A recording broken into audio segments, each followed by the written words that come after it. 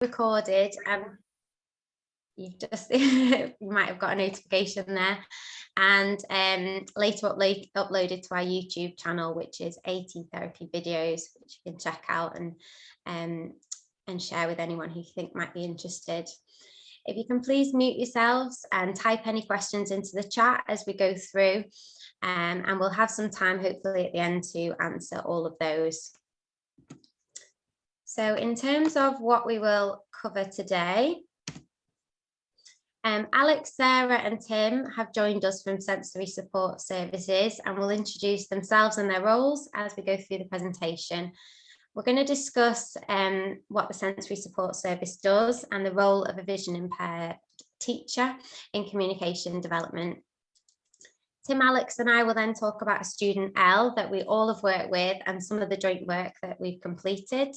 And finally, Alex will conclude talking to us about technologies to support people with vision impairment. I'll hand over to Sarah to start. Hi everyone, thanks for joining. So I'm just going to give a really brief overview of the Stockport Sensory Support Service on the VI side, which is what we're going to be talking about today.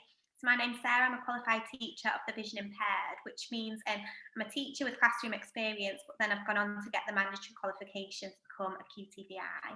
In our team, we've got QTVI, specialist teaching assistants, a habilitation officer, an IT lead, which is Alex, who will talk about that more later, and a family support worker. And we work with 0 to 25 in a range of settings from homes, nurseries, primary and secondary schools, special schools, colleges, university and beyond, right up until the young person is 25. So the role of the QTVI is quite broad depending on who we're working with, but generally we do a lot of work with training. We always are encouraging independent. Oh, Sarah, you've just gone on mute. Sorry, don't know how that happened. We work with children to develop their specialist skills from the VI curriculum. We work with exams officers to kind of enable exams and supporting those with modified resources. And we do a lot at the moment about preparing for adulthood. So a lot of what we do right from year 7 is thinking about adulthood and work and how we can prepare our children and young people to be independent in the workplace. And Alex does a lot of that with his IT work. And we do a lot of liaison with other agencies. So in terms of the range of vision impairments from the children and people we work with, we have some that have just got light perception or are blind, and then we've got right up until people that have just got a mild vision impairment. So also some children, young people have a CVI, which is a condition where the special vision parts of the brain and its connections are damaged. So although they might have really good vision acuity, they actually can't kind of interpret the images that they're seeing. And it's thought that a lot of children in special schools have an undiagnosed CVI. We've got about 340 students in our caseload, and a lot are in special schools. So I think Tim's going to touch now a little bit more on the multidisciplinary team working that we do. I am Tim. I'm the same as Sarah. I'm a teacher of the vision impaired. I actually wasn't going to do that, but I will talk about that if you want to. Obviously, we go into schools and talk to school staff there and look at the different parts. Sarah, could I come back to this because I didn't know I was going to do this? I'll go into the next one. Is that okay? Because we'll include that in all of the things. Is that okay? Keep going. Back down to the. Keep going. That one. Hooray! Okay, so we're looking at how we help communication development. Okay, so I'm Tim, the teacher of vision impairments. Sorry, you haven't got my picture. My video's not working at the moment, so you're just going to have to do without my picture. Sorry, just imagine Brad Pitt. That's what I think I look like. If we're talking about, also when I'm talking about the terminology for speech and language, I apologize because I know that when I talk to Fran and Becky, etc., it's apparent I haven't got the right terminology, so I apologize in advance, really. If we look at the factors that often hinder communication skills, not all blind people have the same strengths and areas to work on. There's a big difference between people who are born blind or those who have a degenerative condition, or maybe those who go blind in a car accident. For example, we've got someone who unfortunately went blind when he was 24 in a car accident. As you can imagine, that's a very traumatic experience, and we had to teach him Braille and had to teach him ability, etc. But he's fine, and he's quite an inspirational figure. But if he sat down with you lot at a dinner table or something like that, you wouldn't actually probably pick up that he was blind, because his language is obviously perfectly well developed, and his body languages and nuances are all perfect. So he faces people when he's talking to them, and he laughs and pulls funny expressions, etc. Because his development being totally different to someone who's actually born blind. We generally have to fill in the gaps, of course, for people who are blind, because the brain has received much less visual stimulation. So it's quite simple, really. People have missed out on a vast amount of information, and we need to fill in the gaps. And that's a very hard task. And of course, we'll do our best, but it's doubtful whether we can bring them up to the level of a sighted person. The example that I always give for people is that when I was in a local secondary school with a boy who was doing GCSEs, he used to be withdrawn from lessons to do some lessons with me. And at one point I said to him, well, you're going to work on your own, you're going to be independent, so bring your work with you. So when he was about 14, 15, he was to bring his work with him. I was in a little room and he was in a room next door, and he was to work on his own. And I said, have you got some stuff? And he said, yeah, I've got some stuff. I'm bringing it in. And he went into the little room and he sat down. And about 2 minutes later, there was a knock on the door, and he came in. And I said, have you done your work? And he said, yeah, I finished it. I said, well, what was it? And he said he had to write an essay on a field. So I was like, okay then. So what have you written? And he'd written, there was a field. So his essay, and this is taken into account, this is a boy who eventually passed all his GCSEs and got level 6s in science, etc. A bright boy who's going on to university. The 4 words that he came up with sort of illustrate how the gaps weren't filled in for him. A field was nothing really. It didn't mean anything to him. There was no boundaries, no walls, no hedges, no grass blowing in the wind, no dog dirt puddles, all these things that fields mean to us. It wasn't there for him. So he had no idea really what to write. He might have been in a field, but if the person with him at that time didn't say you were in a field and describe that field to him, then all that information's gone. So we have to fill in that information for him, or parents do it, of course. So the other thing about that is him coming into the room with me and saying, well, this is it, with no sort of irony or no realization that was a little bit odd and not up to the task to actually just produce 4 words. It sort of springs on another thing which we often come across, which is there's a lack of stimulus of the brain with a lack of sight, which often triggers sort of quirky behaviors. They think that the area of the brain that is often involved with ASD, etc., is similar to blind people. So blind people are often labeled as autistic, or they've got autistic traits, so they've got this or that. But often it is just to do with being blind. And if ed psychs assess them, ed psychs will often point that out, that they don't think there is, and they're on the spectrum. It is just because they are blind. Home life has a massive effect on children and on their communication. We need to get them to have as many experiences as possible. They need to be stimulated to literally reach out into the world and find things. Being surrounded with people with good communication or descriptive skills will help them provide context. I think cultural issues come in here. Some kids, maybe carried around and shown things, and that's very advantageous if there's a lot of touch and they're involved in virtually everything that the parents are doing. Children that are isolated or don't realize that they need to play with toys that make noises, need to try and find the friends, find the siblings, those people's development slows down slightly. Obviously, blind people can't copy other people's physical behavior, They don't know when someone's in a hurry. So we're often telling our kids, come on, get a move on, get a move on, get a move on. But they've never seen anyone in a hurry. They don't know what urgency looks like. So they don't copy those things. And that type of thing can be applied to so many different behaviors.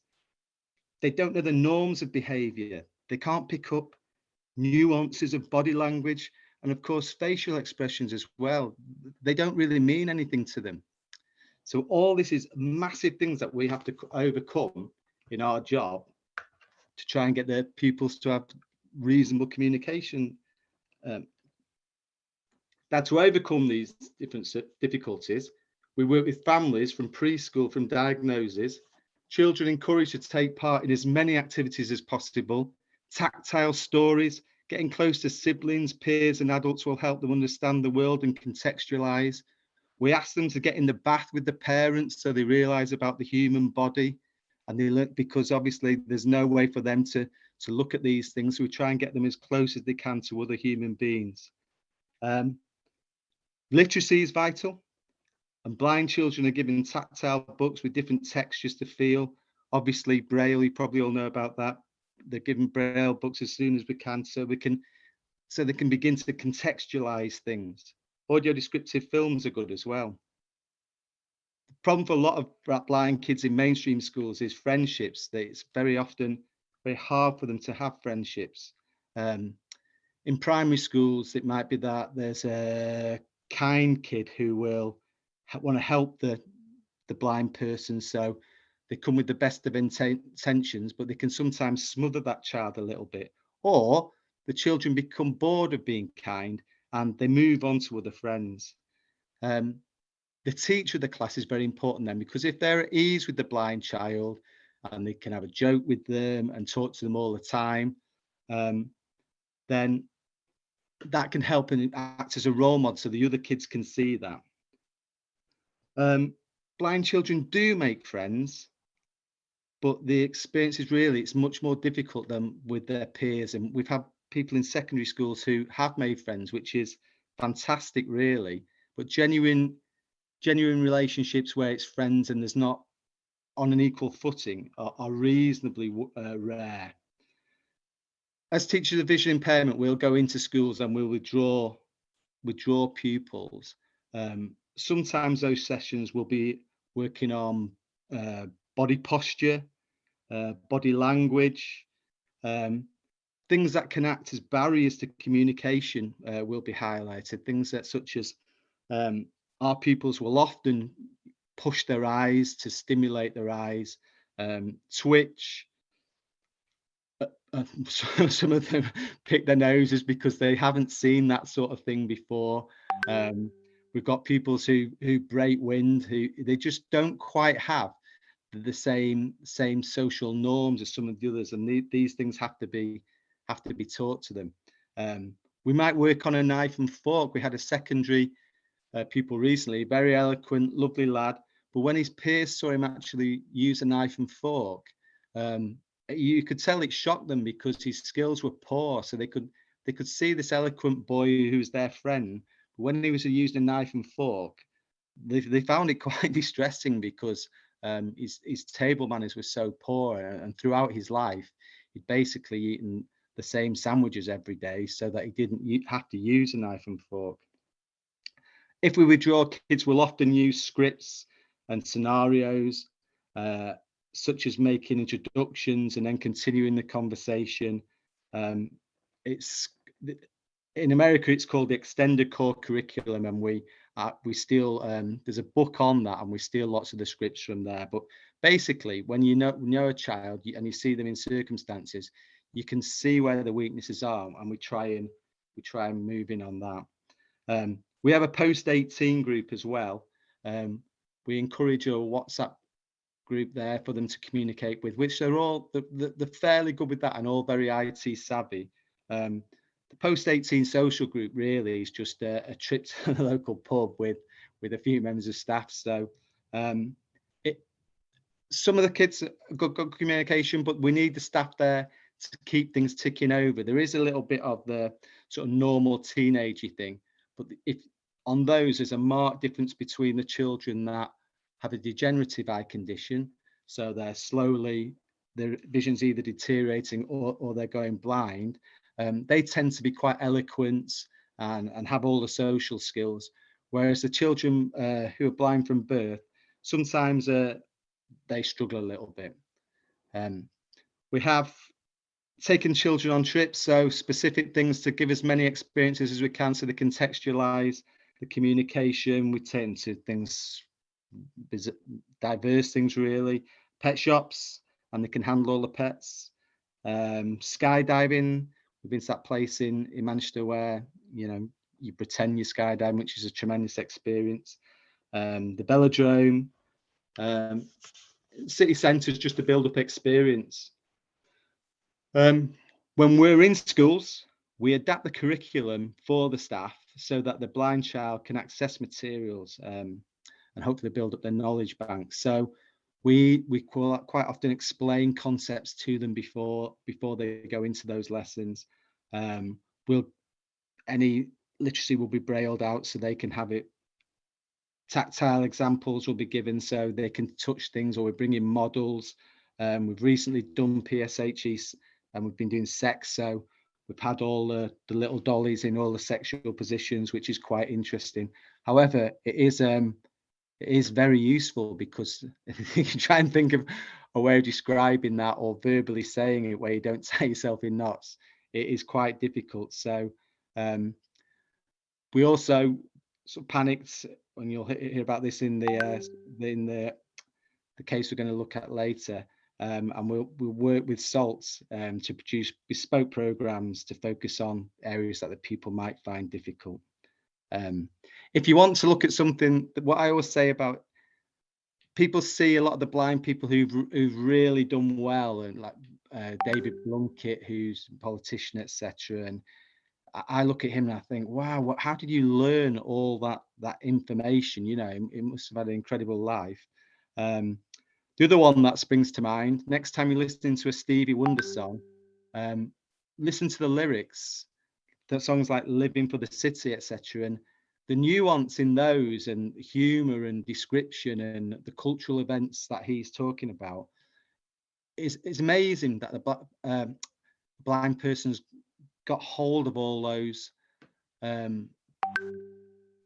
issues and all those descriptions and can use it in a song. I know it might sound crazy to you, but as a teacher of the blind, when I listen to them, it's incredible really, and someone did the right things with Stevie Wonder, that's for sure. Is that okay? Can I end that little bit there? Sorry about the earlier thing, it threw me. I didn't know I was supposed to talk about that. Do you want me to talk about those now? I'll hand back over to Sarah now. Yeah, that's fine. I think we can talk about it a little more in your case study. Right. But yeah, we work with a variety of people. I'm just going to talk a little bit about the work I've done in special school with SALT. So if you just flip to the next slide, Fran. So these are a few examples. The middle one, high contrast symbols, we recommend a lot in special schools. You can see there as well, we've got tactile symbols, which we'd make bespoke to the child. It's not like you can just get them off widget, because obviously everything is depends on what they associate with different lessons or different stages of their day. And then we've also got there just 2 symbols, matte laminate on a nice black background. And you'll notice we use a lot of black backgrounds and a lot of slopes because it reduces visual clutter and also reduces glare. So we always recommend these. On the right, that flip chart, I love that, but they're so expensive because the minute you say it's obviously, you know, for communication or whatever, but we use just black flipboard as well, which are really cheap to get. And recently I was in a school and the SALT approached me and asked why we'd only recommended a child use 2 symbols. And we had a discussion about how the child actually really struggles with kind of visual processing, visual clutter when there's too much presented to her.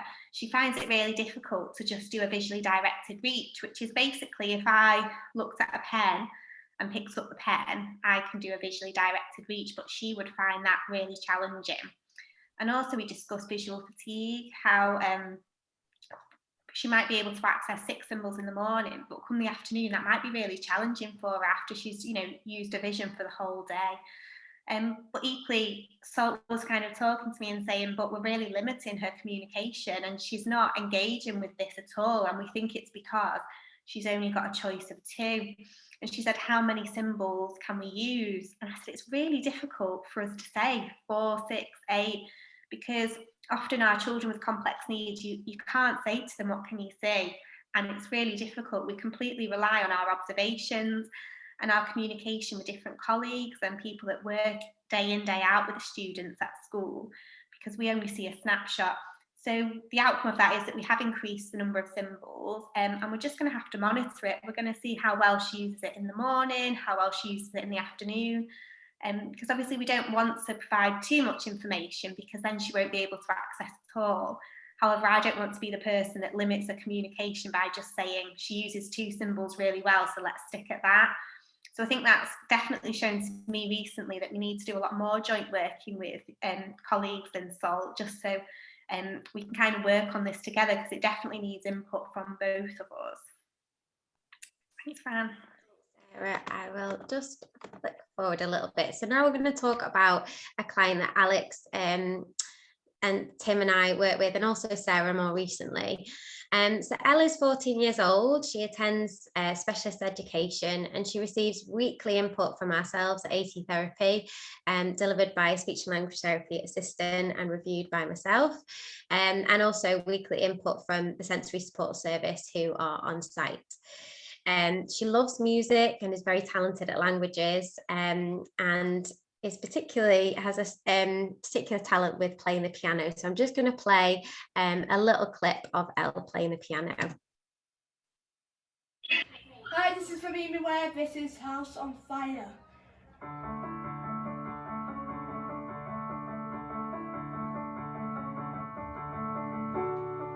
made friends with the head of police, so make sure it's expecting release. If I'm caught, I'll be out in a week. I got my son and say down to tea. Oh, I say it wasn't me. And so we dated once in a while, but if it wasn't more than 'cause I had enough for a child. I'll see you now, and it was 0 degrees, and you had your hands right under the sneeze. So you say to come there, you liar. I'm gonna set your house on fire, running around, back to the place when yes in the night you let go up in flames. So I know you know. So Elle just has light perception, no other vision. Look around, but you won't find, 'cause you've been out of town with the getaway driver. That's the way it feels when the flames get higher. I'm gonna set your house on fire. Brilliant. I'm just going to hand over to Tim now, just to give a little bit more rounded picture of Elle and the input he has done to date. So with Elle there, just to fill you in really, I mean, it is amazing to playing that and singing, but the most amazing thing is no one's taught her that song. She's just listened to it and then picks it up. So that little cell that she's in there, that's the room that me and her are often working. And on a Friday afternoon, I'll play certain songs and then she'll listen and then she'll just start playing along. So if you ask her how she does it, she'll tell you she's no idea. But you know, it is quite amazing to be with, and she has got a spiky profile in that the music is obviously amazing, and when Alex does his IT with her, that's pretty amazing too. She picks up lots of things really quickly with that. She's in a school for kids, as Fran says, so just sort of generally vulnerable kids with ASD or moderate learning difficulties. She's, as you can see, she's a sort of once met, never forgotten personality, but she can also find concepts very difficult in school. So she learns the times tables, for example, really well, but finds that really hard to put into context or to use in any way, or what I'd say is quite a simple principle of change with money. She hasn't got a massive amount of she doesn't really know what's going on with change. She's a sitting duck to be ripped off at shops and things like that. She repeats, and Fran sort of said about the bagpipes, and when we first met Elle, she talked about the bagpipes a lot, and every conversation seemed to sort of end up going back to them. So it was our job to try and change that a little bit. It sort of put, people didn't know what she was talking about. No one's ever really been asked the first time they ever meet anyone, do you like the bagpipes? But Elle would ask that to everyone straight away, and then ask them again and ask them again. And if they showed any interest, she would be in there, and she would never forget if she met someone who actually liked the bagpipes. So the school's at the right level for her. If you can imagine, when we did Romeo and Juliet, that was one of the most start things really, where you saw the difference between the other children there with their difficulties who had sight, and our people who didn't have sight, because she just struggled so much with the concepts of love and desire. I think it's the hardest thing I've ever asked a SALT person to do, to go in and explain sexual desire to her. I don't know how that went, but it was even the concept of hate was difficult for Elle, because she doesn't particularly get angry. So the whole thing of Romeo and Juliet was lost on her. To put it in perspective for a blind person, this one has an unusual choice of friends. Basically, Elle chooses her friends on the smell. So she likes you if you smell okay, but she doesn't like the smell of mint. So if you have mints to make your breath smell nice, she'll complain to me that it's awful. But my coffee breath, she's quite happy with. So she likes people's accents. If they're Scottish, because of the bagpipes, she will love to talk to you all day. She likes deep voices. So the boys in her class who've got deep voices, they're the ones she classes as friends. So there may be girls in there, and there are, that help her talk to her, act like friends, who tell her what's what as well. They don't dance around her. But if you ask her who her friend is, she will revert back to saying a boy who rarely if ever talks to her, but because he's got a deep voice, so she likes that. She doesn't always follow social norms, and her peers are beginning to tell her about that now. So if she does break wind in lessons, which she can do quite prolifically, they will now tell her that they don't like it, and she's just beginning to understand that, and she picks her nose, but we're working on that, and she's got miles better. She appears happy and sociable in school, but when the surface is scratched, her understanding of relationships is sort of minimal, and her conversation is very limited. And the reason, you're probably looking at it and thinking the ice cream guy doesn't look much like the girl on the keyboard before. The reason we've got that up there, once we did an exercise where we were talking about the future with her, and I asked her who she might like to live with, and she came up with a name, say Fred. So I was like, well, who's that? And it turned out that she'd had an ice cream the day before. Fred very kindly had given her some extra, I don't know, sprinkles or what have you on her ice cream, but she loves the ice cream van because of the music it plays. So she's fascinated by that because of her musicality. So for her, she didn't say the important people in her life, like a mum, a gran, you know, who does a fantastic job, etc. To her, the person that she wanted to live with was a guy she'd met once because he drives an ice cream van. I think if you're looking at the definition of a vulnerable person, then that's it really. She said that another person she came up with, when I researched the name, it was someone who'd actually priced up the garden, but because they were going to have some work on the garden, that was another person who she felt like would be a suitable person maybe to move in with when she's older. So her knowledge about relationships were just all over the place really. And since then we've worked with SALT, we've worked on our own, and we've hammered things like love and like, who you love, who you like, best friends, what appropriate relationships are. SALT have helped us with hundreds of scenarios that we've given in scripts. The current provision for is quite comprehensive in that, for communication skills, in that we have a session once a week with themes such as who am I, building up a picture of obviously where she sits in the world. And actually it was Salt again who gave us the books for that. She has one-to-one sex ed lessons with the staff there, but they talk to us about her basic understanding. So in those lessons, she's given tactile models of all the bits, etc. Because obviously it has to give her some context to what's going on. So they've done that. She has PSHE lessons on the normal curriculum as well. And then Salt come in once a week and work with her in a small group as well. So we have a huge amount of input that has gone into her. And people say, and it's really, really lovely when the families say that they feel like she's made a lot of progress. But I'm always wary that, you know, she's vulnerable, and that her understanding of situations is you know, so tenuous that she's a vulnerable kid.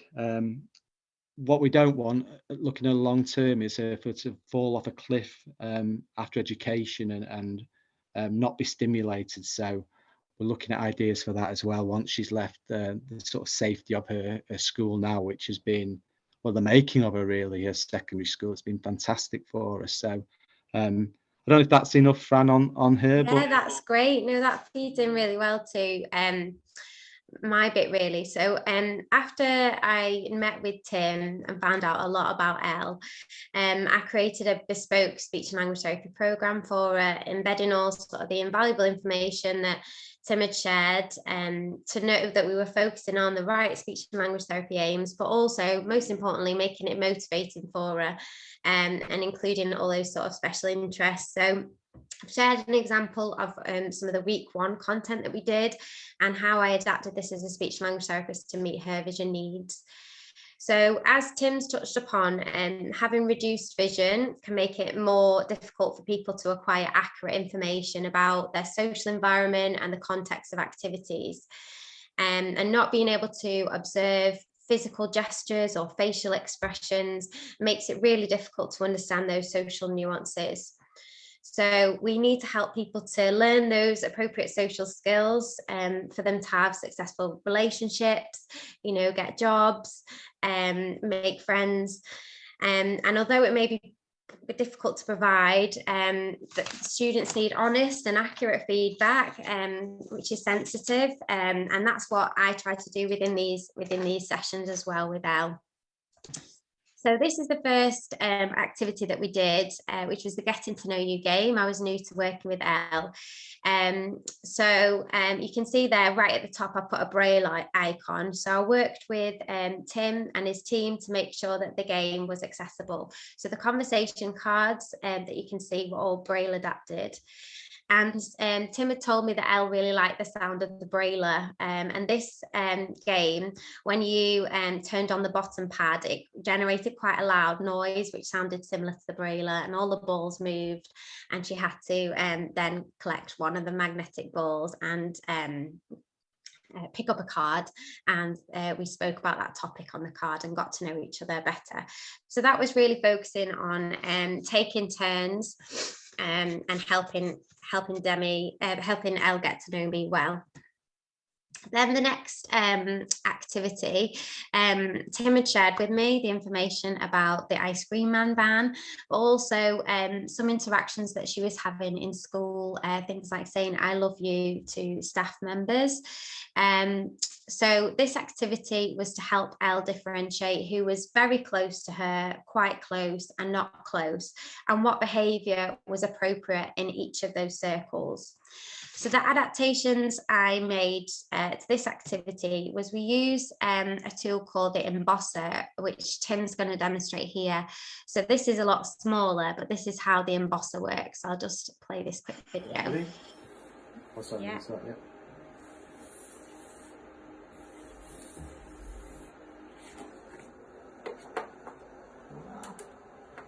It goes through, it's heated up. Clever. Ta-da! And then earlier. Okay, so it's that side. So again, the cards that I gave Elle, which said things like, I love you, saying please and thank you, those are Braille adapted. And then the circles had a tactile feel, so Elle could work out which circle she wanted to put them in.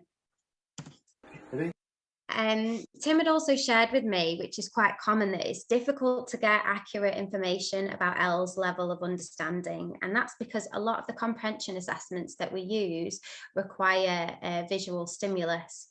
So I had to then go away and research what components of an assessment would be accessible to Elle, looking at the nature of her vision impairment. And I used the CAL4, which stands for the Clinical Evaluation of Language Fundamentals, but only the subtests which required verbal responses and no vision stimulus were used. And then I summarised that in an assessment report, which was shared with Elle's multidisciplinary team. So here's an example of the programme that was then written up following that assessment. And at the top, you will see a contents list with what areas the programme will focus on.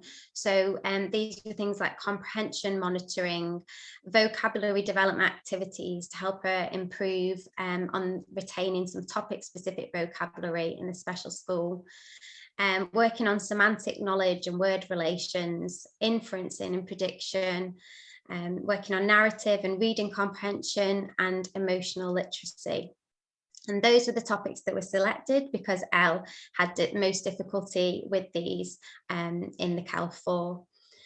You'll see then the programme is being edited with logos to say what needs to be printed, what needs to be Braille adapted, and additional logos which I felt were needed, such as the information one. So teaching staff who knew Elle really well could see what area of language development I was targeting and what the activity or resource was for that area. Now, resource-wise, Tim touched upon this a little bit. We've used the talk about resources a lot. So you can see at the bottom, we've got self-awareness cards. We've got books focusing on adults and self-esteem development. And then we've got the Language for Behaviour and Emotions book. But it isn't just like that's a tool that we could give. It also needed lots of adaptation. So as a speech and language therapist, we wrote programs that were then told the people delivering it how it needed to be adapted to make it accessible for Elle. Another area that Tim and I worked upon was sensory feeding. So I'm a dysphagia trained speech and language therapist, which means I support people with eating, drinking and swallowing difficulties. And Elle's OT and I wrote this training together along with a programme which Tim and his team delivered. You may already be aware of this, but some individuals with vision impairments can be particularly resistant to trying new foods. They can be particularly sensitive to new textures and smells. As adults, over time, we become desensitized to the textures, flavours and smells of food, but many children may have not. And in the first few years of life, meal times are all about processing that sensory input they're receiving from various foods. So we sometimes see children that display picky or fussy eating, especially those with food aversions and difficulties with touch, taste, or the smell of food. And that experience is being processed by their brain in an unpleasant way. So there's some characteristics of a resistant eater, which we saw in Elle. So that were things like limited food selection, total of 10 or 15 foods or less. Limited food groups, so refuses to eat one or more food groups. We might see anxiety or behavioural challenges when presented with new foods. So we might see things like gagging or becoming ill. And we might see what Tim alluded to earlier, that someone might have the same food each meal time or always wants a specific food type on their plate. And I put this nails on chalkboard example because just like some people may not like that sound or touching something slimy, the same responses may be felt by some children when they touch, smell or feel the texture of certain food types. So that was really important to help Elle with. In terms of next steps, Ella's been working on achieving a level 1 in personal and social development, which is funded by Creativity and Practice and Communication Matters. And it's been a really useful qualification for her because it works on lots of things associated with social communication. So things like dealing with problems, making the most of leisure time, managing social relationships, working on interpersonal communication skills, and more recently she's done a unit on introduction to independence. But what's been really good about these sessions is Elle is working in a group with individuals with other communication challenges, and she's learning to take turns, to wait, to stay on topic and rehearse those social skills that we've been teaching her, Tim and I, in a sort of live setting. Further next steps for us. So talking maths is one of the things which I'd like to do with Elle. So as Tim mentioned, we want to talk to her about transitions and her views and opinions on this moving forward. So for those who don't know, Talking Maths is an approach which supports individuals with communication difficulties to express their thoughts, feelings and opinions in an accessible way. So typically you have a map with symbols, but obviously that would be meaningless for Elle if it wasn't adapted. So what we have there, you can see 3 boxes, post boxes, and we're going to add Braille adapted text onto those, which says like, don't know, and we're going to offer her different options. So maybe that might be living at home, and ask her which box that went in, for example. Another thing that we're focusing on is Elle really struggles to regulate her volume across different contexts. So that includes in school as well as outside. So we have got a Braille adapted voice volume scale to help her to recognise what volume is appropriate in which context. Again, to sort of work on social skills, we want to do role plays within speech and language therapy sessions, which again are Braille adapted with kind of scripted language to support her to learn those social phrases and behaviour which is appropriate in those different interactions. With some of the more tricky things to explain, social skill wise, we've got some Braille adapted social stories, which again teach Elle what is expected in that context, and also we write them to acknowledge her successes as well and things that she's done really well with. Finally, we're going to introduce the Talk About Self-Awareness cards, which you will have seen in the previous slide.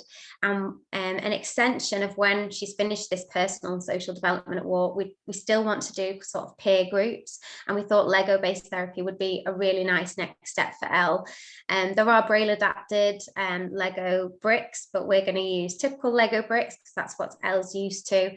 And yeah, we're going to work on peer interaction skills using that approach. Fran? Yeah. Fran, can I just say the second slide or whatever that Sarah did at the start, which threw me, that was just about all the people that are involved in ELS. I think it's because she's got a case, we all work together. So there's a whole group of us that meet every month to talk about. So it's just, I think it's just the whole different spectrum of people that work together with Elle inside and outside school to provide her. Yeah. Okay, thanks, Tim. I hand over to you now, Alex. Hi everyone, I'm Alex. I'm the IT modifications lead for sensory support.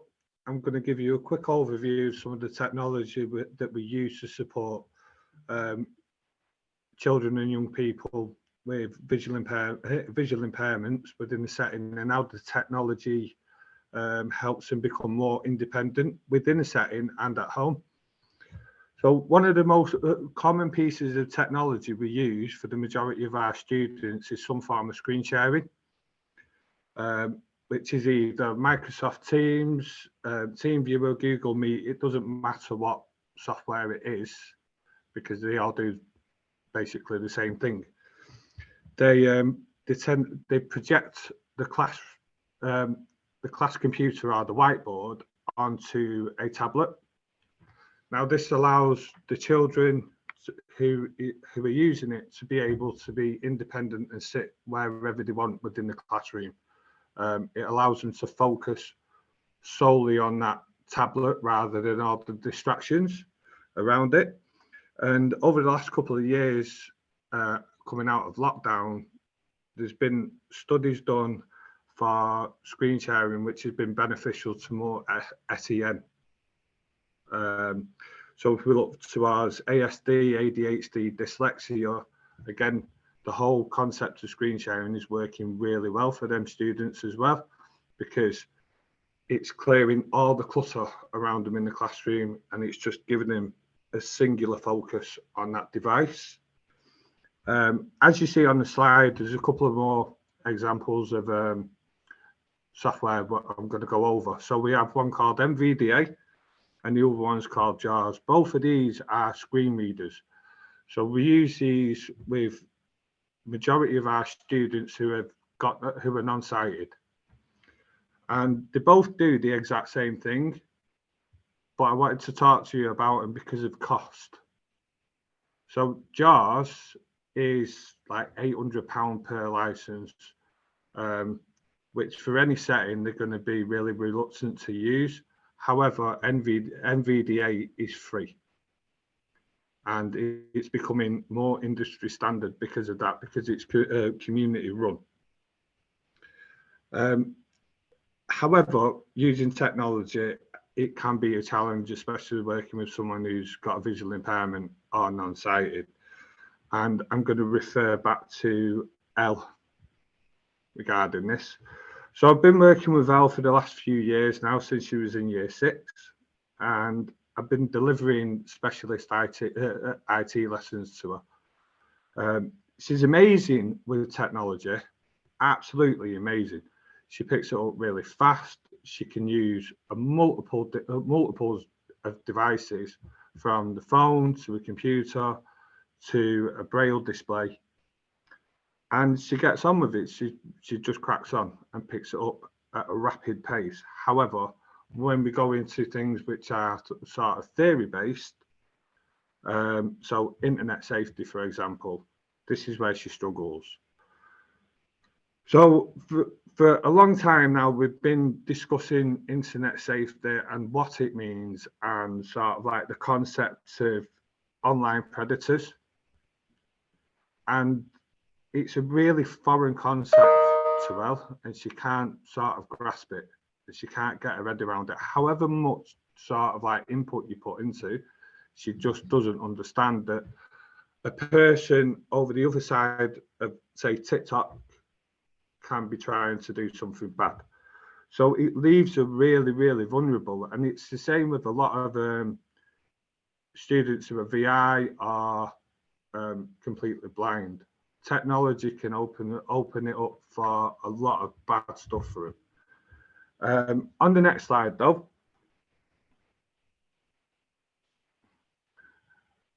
this is a demonstration of Elle's device. This is called a Braille Note Touch. It's an Android-based device, and it allows you to use it allows you to control a tablet and other devices via Braille. Okay, hello people, how are you? So she just types everything up like that. You type. And just moving on to the final slide, this is a quick video of some of the accessibility features within iOS. So these are things what I change on a daily basis for a lot of our students. So they can be replicated on iPads, and if you go into the accessibility features on Android devices, the same things can be replicated.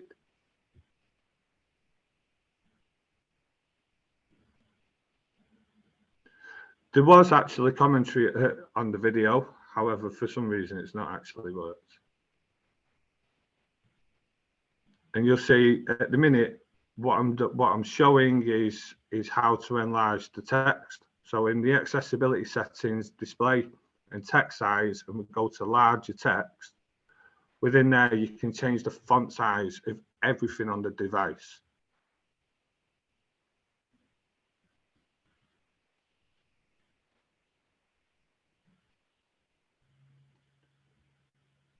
Coming out of larger text, we can change the bold text. This helps with a lot of people with VI conditions, just makes it a little bit clearer for them. And the key one, what we use for a lot of students who have no vision, is voiceover. And it'll do what it's going to do now when it's turned on. Voiceover on. Settings. Voiceover on. This allows Voiceover. full accessibility Voiceover off. to the device, basically, via voice and touch. And the final thing that we're going to touch on is switch control.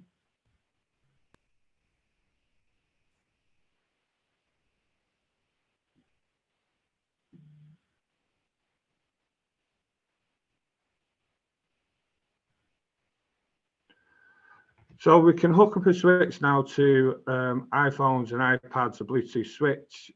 Access switch control. Switch control on. Switch control allowed. Switches. Scanning style. Timing. Auto scanning time. Tap behavior. Accessibility. Switch control. Switch control on. Switch control. We can hook up with a switch, control the device, and you can control it by head movement as well now. So very similar to an eye gaze. Thanks, Alex. Yeah. Okay, I think that's all we have time for today. So thank you so much for the Stockport Sensory Support Service for coming along. Really hope you found that useful. I'm just going to launch a poll now. If you could take the time to fill that in. Oh, sorry, it's not saying. Hopefully I'll be able to launch it in a minute. But whilst we're waiting, is there any questions anyone's got for any members of the team?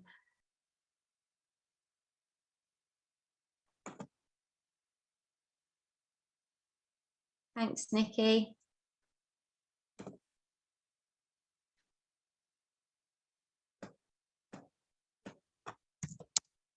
Chris, can you just man the chat? I'm just trying to sort out the poll. Is that okay?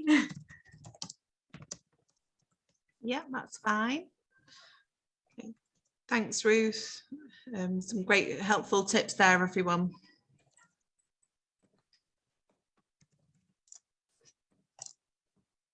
So Nikki was just wondering about cognitive assessment, what approaches are used. Does anybody want to take that one?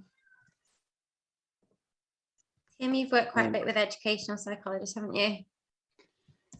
Yeah, we have done, though they do find their tests are often sort of not suitable, so visual, you know, so it's the golden bullet often with blind children to get that sort of level.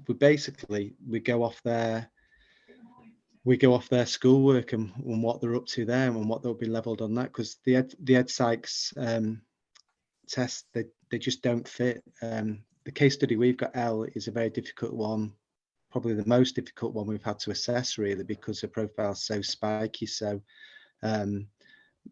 most blind kids who go through school, we go off their the work that they do in school. It's a problem. There's not an easy answer to it, to be honest.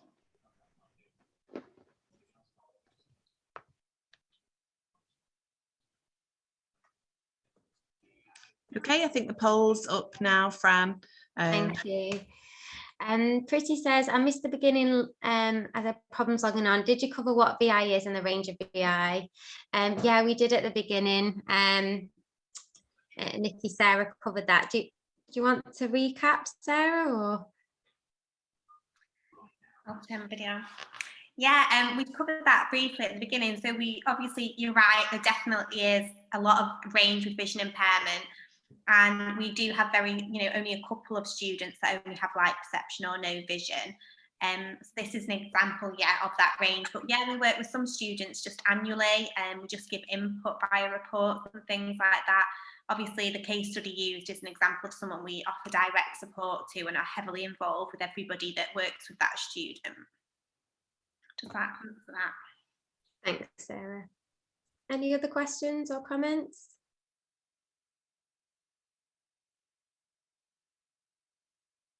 So Pretty says she's an orthoptist, so I agree with all of what you said. That's reassuring. Thank you so much for coming along. Okay, I'm just going to move on the presentation just a little bit. Just going to go back now. Sarah, can you still see the slide? It says, can you see it's gone on now? So just to conclude, just a few resources for you. We've got the AT Therapy YouTube channel, which this recording is going to go on. We've got some Instagram accounts, so at AT Therapy Limited and at AT Therapy Ellie, and they post some lots of freebies and SALT strategies. And we've got the Facebook AT Therapy account for lots of things, all AT Therapy, so you can keep up to date. Just some upcoming dates for you. We've got Sally from our team delivering Makaton Training Level 1 over summer. If you're interested in that, book and follow our courses on Eventbrite. Also, Nikki, who's the other clinical manager, is delivering some play included training also over summer, and that's a one-day course in Oldham. Our next lunchtime webinar is presented by Lauren Bailey, who's an advanced speech and language therapist practitioner. She's going to be talking about inclusion, mental health and substance misuse, and she works at the Midlands Partnership NHS Foundation. Again, please book and follow that course on Eventbrite. I think that's everything, and I think we've got 2 minutes to spare, so I'll just double check this chat again. Any suggestions around supporting communication with visually impaired adults with learning disabilities?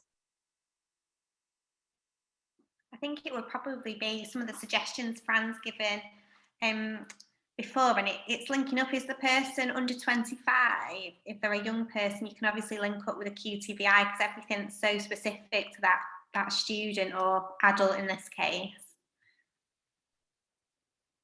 Yeah, I found, Andrew, that it is quite bespoke, and the resources, communication resources that are out there, I've had to adapt a lot with the support of the sensory support service. So yeah, I'm not sure if that helps. Nikki has posted a link from our NIB about psychometric testing. Thank you, Nikki.